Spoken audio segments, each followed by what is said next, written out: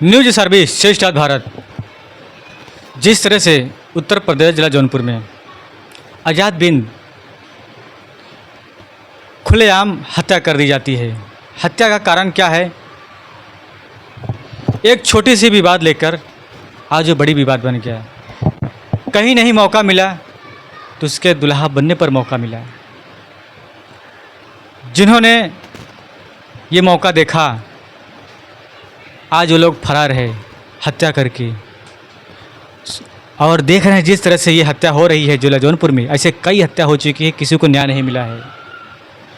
और न्याय को लेकर प्रशासन के पास एसपी डीएम कोर्ट तक चल रहा है कि अभी तक न्याय नहीं मिल रहा है। और उसी प्रकार से जो देखा जा रहा है आज़ाद बिंद को भी न्याय नहीं मिल रहा है।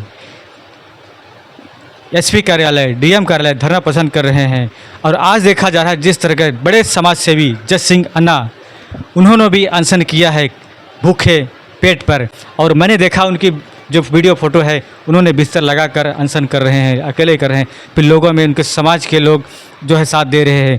और जिस तरह से योगी बाबा जी का बुलडोजर है, सिर्फ जहां उनकी सरकार है क्या वहीं पे कार्रवाई होगी और कहीं कार्रवाई नहीं होगी?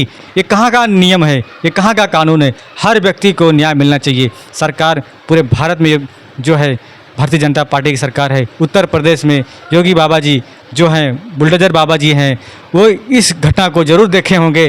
तो इस घटना को ज़रूर न्याय का गुहार लगा रहे हैं लोग। उनको न्याय मिलने के लिए आज़ाद बिंद की जो बहन है वो गली गली भटक रही है, न्याय पाने के लिए धरना प्रदर्शन कर रही है। और उसी बीच में बड़े समाज सेवी जज सिंह अन्ना भी जो है, उन्होंने भी धरना प्रदर्शन किया और शामिल होकर उन्होंने कहा है, डीएम साहब से मुलाकात भी किया। डीएम साहब ने कहा है कि 1 हफ्ते के अंदर भी जो होगी कार्रवाई होगी। और उसके बाद में भी एसपी कार्यालय में भी एसपी साहब ने भी जो कहा है कि ये है कार्रवाई ज़रूर की जाएगी 1 हफ्ते के अंदर में। और जज सिंह अन्ना जी ने क्या कहा है, हम आपको उस बात को सुनवाते हैं। उन्होंने क्या कहा है? यही हमने अपनी मतलब पूरा जो हमको डर था वो सब डर बताया कि अगर वो जाते हैं, मतलब कि चले जाते हैं, अगर कचहरी में चले जाते हैं तो फिर उसके बाद हमारा क्या होगा, तो वो तो छूट जाएंगे 6 महीने बाद। तो यही सब बोले हैं। फिर हमने उनको मतलब 7 दिन का टाइम दिया है कि 7 दिन तक आप कुछ ऐसा कार्रवाई करके दिखाइए कि फिर हम लोग मतलब ऐसा ना करना पड़े। तो वही 7 दिन का उनको टाइम दिया। अब 7 दिन बाद देखते हैं क्या करते हैं। इधर भी लगातार आप आ रही हैं अपने भाई के लिए लड़ने, अधिकारी हो चाहे एसपी ऑफिस के सामने आपको लगा आधा घंटे इंतजार करना। कुल मिला करके बिटोल मटोल बहकाने की बात हुई है। और ये कहा गया है कि आपको क्या लग रहा है? आपको क्या लग रहा है? समझिए आपको क्या लग रहा है? देखिए, हमको न्याय भी यही दिलवाएंगे और विश्वास भी हमको करना पड़ेगा। और इसके अलावा हमारे पास कोई चारा नहीं है। तो अब हम विश्वास करना ही पड़ेगा, कोई चारा नहीं है आगे पीछे। अब ये चाहे टाइम दे, चाहे आश्वासन दे, चाहे कुछ भी दे, हमारा तो वही है कि वही इंसाफ भी दिलवा सकते हैं और वही चाहे तो अपराधियों को बढ़ा भी सकते हैं। अब 1 हफ्ते का हम टाइम दिए हैं। अब 1 हफ्ते बाद देखते हैं क्या होता है। पिछली बार भी आपको आश्वासन दिया गया था, पिछली बार भी 1 हफ्ते का आश्वासन दिया गया था। पिछली बार भी जो पिछली बार दिए थे तो वो दिए थे, इस बार हम दे रहे हैं उनको। क्या लगता है न्याय मिल जाएगा? तो फिर देखते हैं, उम्मीद। अब उनके अलावा हमको कौन न्याय देगा? और कोई नहीं दे सकता है ना। यही है, समाज खड़े रहेंगे हमारे साथ और वो हैं तो वही मतलब न्याय भी दिलवा सकते हैं और अपराधी बढ़ा भी सकते हैं। अब देखते हैं हमको न्याय मिलता है कि अपराधी बढ़ाते हैं।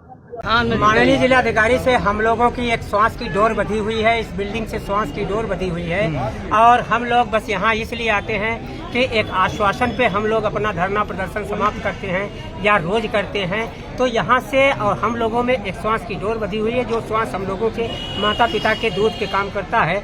तो आज ये पूरा परिवार इनका जो प्रशासन का है, उसके मुखिया माननीय जिलाधिकारी महोदय ने कहा है, बहुत बिंदुवार बातों को सुना। इसके बाद उन्होंने कहा है कि हम अब बहुत एक्टिव पर्सन हो करके इसमें काम कर रहे हैं। और प्रतिदिन बताया कि गिरीश यादव जी का फोन आ रहा है, प्रतिदिन मुख्यमंत्री को यहाँ की घटना की सूचना भी दी जा रही है। तो ये सब बातें उन्होंने बताया और ये कहा कि रोज हमारी एसपी से इस प्रकरण पर रोज बात हो रही है। हम लोग रोज संघर्ष कर रहे हैं। 10 टीमें गठित किए हैं। मैंने कहा स्पेशल फोर्स आपके पास है, स्पेशल फोर्स गठित करिए। अन्य जब 10 टीमें नाकाम साबित हो रही है तो और टीम गठित करिए, या लखनऊ से टीम मंगाइए या बनारस के स्पेशल टीम बनाइए।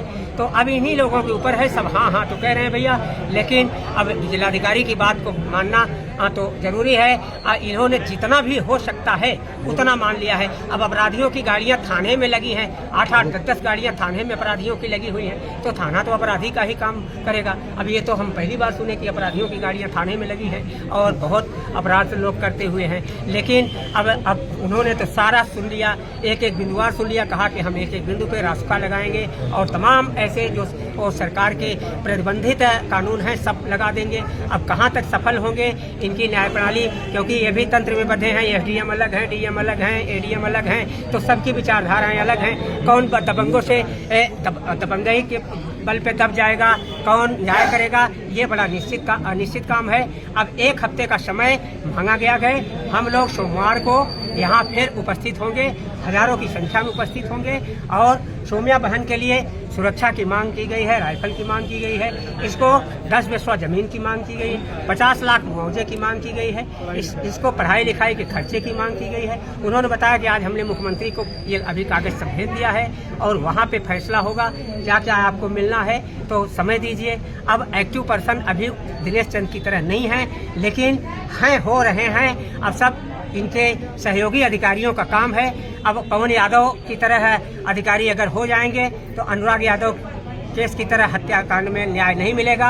हो सकता है कि कमान किसी तेज तर्रार अधिकारी को दे दे तो हम लोगों को हो सकता है न्याय मिल जाए। अब आमरण अनशन इन्होंने तोड़वा दिया है, कहा कि अगर आप हम 7 दिन के अंदर नहीं करते हैं तो फिर 7 दिन के अंदर आप पूरी तरह स्वतंत्र हैं और आमरण अनशन कर सकते हैं। सौम्या बहन के आग्रह पर मैंने आज आमरण अनशन किया।